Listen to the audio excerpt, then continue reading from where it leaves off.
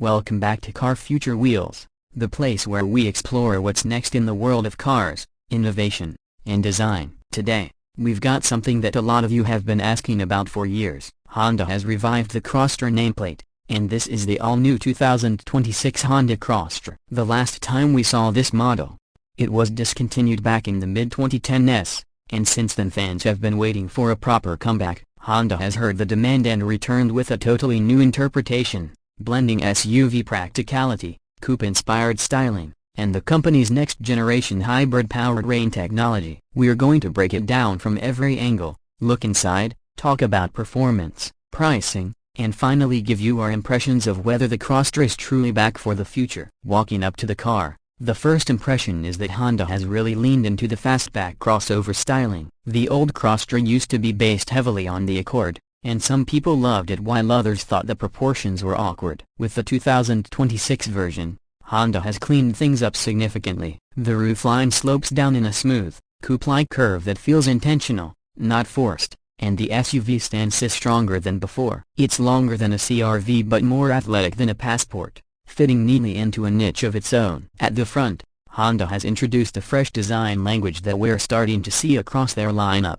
The grille is slimmer, stretching outward with a gloss black finish, framed by sharp LED headlamps that carry a distinct light signature. Daytime running lights wrap around the edges, giving the car a futuristic look at night. Down low, the bumper features sculpted air intakes that aren't just for style. Honda says they improve airflow and help cooling efficiency for the hybrid system. The hood carries two crisp lines that travel backward, emphasizing width and strength without feeling bulky. Moving to the side, the Crosstour's profile is all about sleek aerodynamics. The wheel arches are pronounced but not overly rugged, striking a nice balance between sporty and practical. Honda offers multiple wheel options, ranging from 18 inches on the base trim to 21 inches on the higher trims. The side mirrors are slim with integrated turn signals, and the flush door handles are a new touch, helping reduce drag. A strong shoulder line runs from the front fender all the way to the taillights, giving continuity to the design. The sloping roof tapers toward the back, merging into a hatch that feels far more elegant than the old Crosstour's rear end,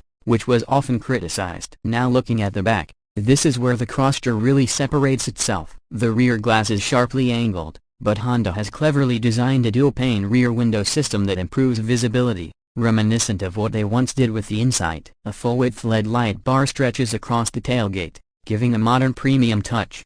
The Honda badge sits at the center, with the Crosstour name proudly spelled out just beneath it. The bumper is chunky enough to remind you this is still an SUV, but it's been cleaned up with hidden exhaust tips, emphasizing the hybrid-first philosophy. There's a subtle roof spoiler integrated into the hatch, and aerodynamic fins at the side to channel airflow. Overall, the back is miles ahead of where the old Crosstour left off, and it looks confident and futuristic. Stepping inside, Honda has really put effort into making the Crosstour cabin a tech-forward yet comfortable place. The first thing you notice is the horizontal dashboard layout that feels wide and uncluttered. A large 12.3-inch digital driver display sits in front of you, fully customizable with driving data, navigation, and even energy flow animations when you're in hybrid mode. At the center, a 15-inch touchscreen houses Honda's latest infotainment system, compatible with wireless Apple CarPlay, Android Auto, and Honda's own connected services. Voice assistant support is built in,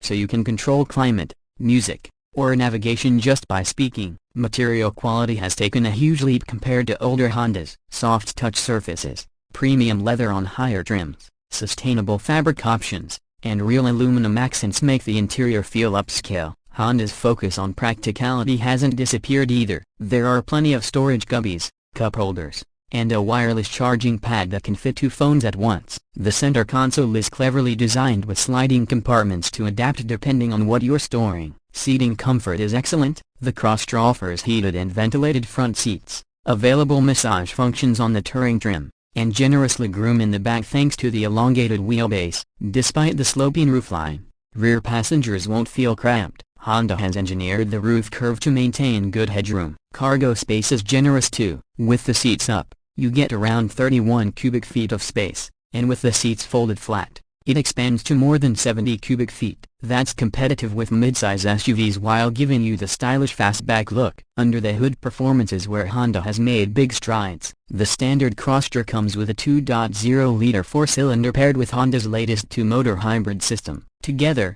they produce around 250 horsepower and 270 pound-feet of torque. Power delivery is smooth, and because the electric motors provide instant torque, acceleration feels punchy off the line. Honda claims a 0 to 60 time in the mid-6-second range, which is impressive for a vehicle of this size. Fuel economy is expected to hit around 40 miles per gallon combined, making it one of the most efficient midsize crossovers available. For those who want more, Honda is also offering a plug-in hybrid version. This one pairs the same 2.0-liter engine with a larger battery pack, giving you about 45 miles of pure electric range before the gas engine kicks in. Perfect for daily commutes on EV power while still having the flexibility for long trips. There are rumors of a fully electric Crosstour in development for later years, but for 2026 the hybrid and plug-in hybrid are the main focus. Driving dynamics are tuned to balance comfort and agility. The steering is precise, the suspension absorbs bumps without feeling floaty, and the low center of gravity from the battery placement helps stability in corners. Honda has included multiple drive modes: Eco, Normal, Sport, and an EV-only mode on the plug-in version. In Sport mode, throttle response sharpens and the steering gains more weight, making the Crosstour surprisingly fun to drive for what it is. Safety tech is standard across the board. Honda Sensing comes with adaptive cruise control, lane keeping assist, blind spot monitoring, automatic emergency braking, traffic jam assist, and the latest highway driver assist system. On higher trims, you also get a 360-degree camera, parking sensors, and an upgraded head-up display with augmented navigation. Now, let's talk pricing. Honda has positioned the Crosstour above the CR-V but below the Passport, making it an interesting middle ground. The base hybrid model is expected to start around $34,000, which is competitive for a midsize crossover with hybrid tech. The mid-level XL trim climbs closer to $38,000, adding more luxury touches. The Touring trim, with premium leather, massage seats, and all the tech, pushes around $45,000. The plug-in hybrid starts at about $42,000 and can go up to $48,000 depending on options. Considering the design, technology, and efficiency you're getting, the pricing feels fair, especially since Honda vehicles tend to hold their value well. So, what's the verdict on the 2026 Honda Crosstour? Honda has learned from the past and reimagined the Crosstour into something far more appealing. It's stylish without being polarizing, practical without being boring, and efficient without sacrificing performance. The interior tech and quality are a huge step forward. The hybrid systems deliver on fuel savings, and the plug-in option makes it even more versatile. For families that want something different from the usual CR-V or Accord but don't want a bulky SUV, the Crosstour finally feels like the right answer. That wraps up our in-depth look at the 2026 Honda Crosstour. Let us know in the comments what you think about Honda bringing this nameplate back. Do you think this version redeems the Crosstour's reputation, or would you still prefer something else in the Honda lineup? If you enjoyed this review, make sure to hit that like button, subscribe to Car Future Wheelz, and ring the bell so you don't miss our next deep dive into future cars. Thanks for watching, and we'll see you in the next one.